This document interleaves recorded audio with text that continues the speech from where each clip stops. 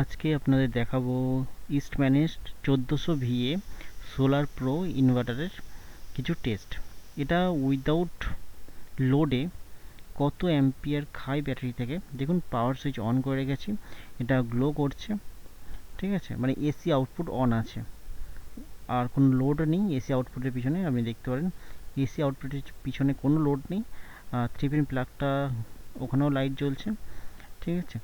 তো আমরা কীভাবে কী করেছি, এই যে প্লাস টার্মিনালটা আছে এর সাথে আমি মাল্টিমিটারের কানেক্ট করে নিয়েছি অ্যাম্পিয়ার টেস্ট করার জন্য, ঠিক আছে। একটা এন্ড ওর সাথে আছে আর একটা এন্ড পজিটিভ টার্মিনালে ব্যাটারি আমি যুক্ত করে দিয়েছি আর মাল্টিমিটারটাকে অ্যাম্পিয়ারে সেট করে নিয়েছি।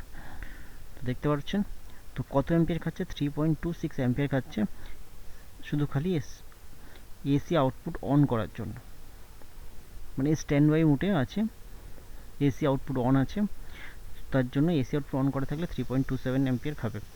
তো আপনারা দেখতেই পাচ্ছেন এখানেও লাইট জ্বলছে, মানে এসি আউটপুট অন আছে। এসি আউটপুট অন থাকার সময় 3.26 অ্যাম্পিয়ার খেতে থাকে, ঠিক আছে, অ্যাম্পিয়ার ব্যাটারি থেকে খরচা হতে থাকে। তো এরপর আপনাদের দেখাবো যে উইদাউট এসি আউটপুট, মানে জাস্ট ইনভার্টার লাইটটা চলছে বা ইনভার্টারটা টোটালি সোলার দিয়ে চার্জিং করছে, সেই সময় কত অ্যাম্পিয়ার খেয়ে থাকে। তো আমি এবার পাওয়ার সুইচটা বন্ধ করে দেবো, শুধু খালি স্ট্যান্ড বাই, এবার শুধু খালি উইদাউট এসি আউটপুটে স্ট্যান্ড বাই অবস্থায় কতটা খায় সেটাই আমি আপনাকে দেখাবো। তো এসি আউটপুট বন্ধ হয়ে গেছে, সামনে গ্লো করা বন্ধ হয়ে গেছে সুইচটা, আর পিছনে দেখুন এটাও গ্লো করা বন্ধ হয়ে গেছে, লাইট বন্ধ, ঠিক আছে। এবার দেখুন শুধু খালি সিস্টেমের সামনে লাইটটা জ্বলার জন্য 0.11 অ্যাম্পিয়ার দরকার, শুধু খালি সিস্টেমটা চলার জন্য।